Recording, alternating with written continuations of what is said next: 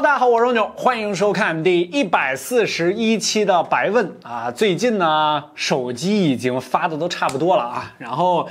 简单跟大家聊两句啊。这个到12月底吧，中间可能只会有2台机器好像发布吧。这个据我所知，应该是有一台 Redmi 机器，然后小米这边的旗舰呢，比以往来的要更早一些，因为今年的国内市场没有铺开这个865 Plus， 也没有放货啊，所以说875比以往来的要更早。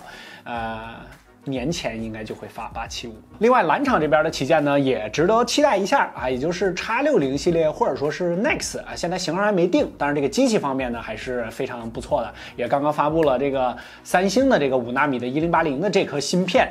应该 vivo 这边呢是首发搭载啊，这就是后面的一些机圈的大概前瞻吧。OK 干货多屁话少，那咱们第141期白问，看看有哪些小伙伴提了什么问题都上电视了，马上开始。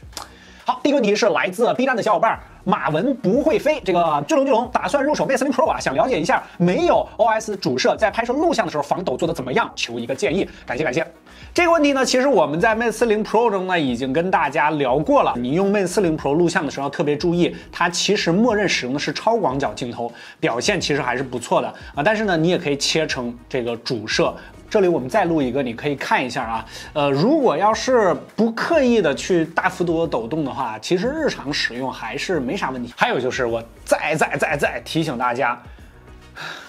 你这个拍照或者录像，有的时候觉得手机不好啊，真的可能是你的镜头没擦干净，一定要把自己的镜头擦干净。好，下一个是来自微博的小伙伴，清心寡欲好了。王俊龙，最近很多人都在说12的屏幕不同角度看着会有偏色的问题啊，我也买了一台12啊，好像确实偏着看会有偏色的问题，这是正常的吗？忘回复。有人说这个 iPhone 12有偏黄的问题，我们也看到了一些大家的反馈，但是我去线下门店也去看了一下，然后我自己手上的这些机也都看了一下，确实没有发现但是呢，在有一些极端场景下，比如说暗光，然后呢打开那个微信啊，就是微信的那些界面，感觉就是验毒用的。确实在右侧边的时候，我们12的那台机器呢，有一点点那个偏绿的一点点的这个感觉啊，但是非常的轻微，而且你用这个级别的眼光去看的话其实你会发现很多手机都会有一点点这样的问题。但是今年的 iPhone 12这个系列的面板好像确实会碰到一些偏黄或者说一些小的情况，因为之前好像是没有，今年好像是稍微多一些。我建议你如果买到的话呢，现场就可以看，比如说真的可能会偏特别严重，或者说偏黄特别严重的话，你直接就现场直接售后就可以了。OK， 下一个是来自 B 站的小伙伴，哇，你这个名字非常聪明就是想让我选中你对吧？好，那我就选中你。王俊龙的同学，这个同学你好，俊龙，女朋友快生日了，想问一下预算3500到5000元有什么5G 机型的选择了吗？求推荐。他平时喜欢拍照，偶尔会玩王者和和平精英，轻一点最好不太追求硬件参数，就像电视。3500到5000元这个价位段跨度是非常大的这个可选择是非常多的。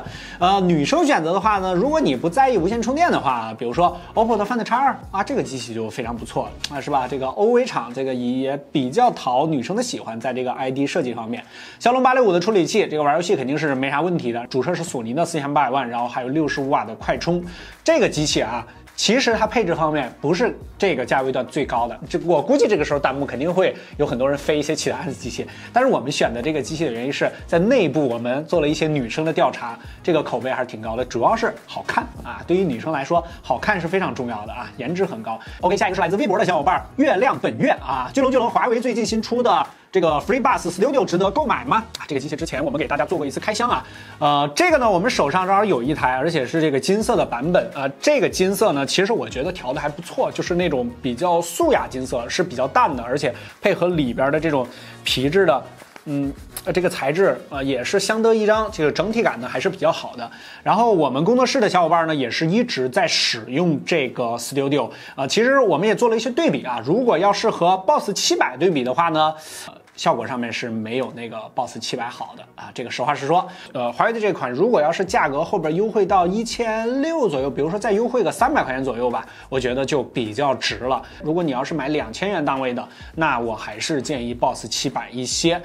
但是华为的这款音质表现还是非常不错的，就是超乎了一些我的预期吧。因为之前我觉得它降噪是吧，可以用这个供应商的方案可以做得很好，然后但是音质方面真的是得调的，但是华为的这个音质调的还真不错。错，你可以在线下的时候去感受一下。下一个是来自白明星2的小伙伴，他说，小白有没有 iPhone 拦截骚扰短信的软件啊？双11某宝信息太多繁琐了。这个每到优惠促销的时候，我都各种回复 T 退订嘛，是吧？各种回复 T。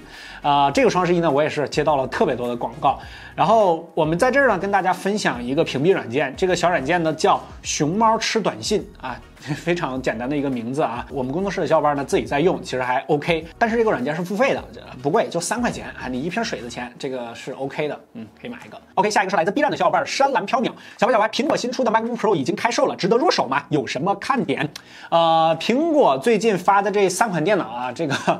看起来还真的还是挺香的，尤其是这个 M1这个芯片嘛，确实是非常不错。我觉得这个意义是非常大的。之前呢，我们在小白测评的频道里也专门出了一期解读视频，就比如说现在你直接用电脑可以运行你 iPad， 或者说直接运行你手机上的这个软件或者说游戏了啊，这个是非常方便的。你可以直接下载，直接或者说拖进来用安装包直接进行安装，这个都没有问题啊。另外还有一个大的亮点呢，就是这次续航有特别大的提升，因为之前英特尔都14纳米的吧，现在人家这个。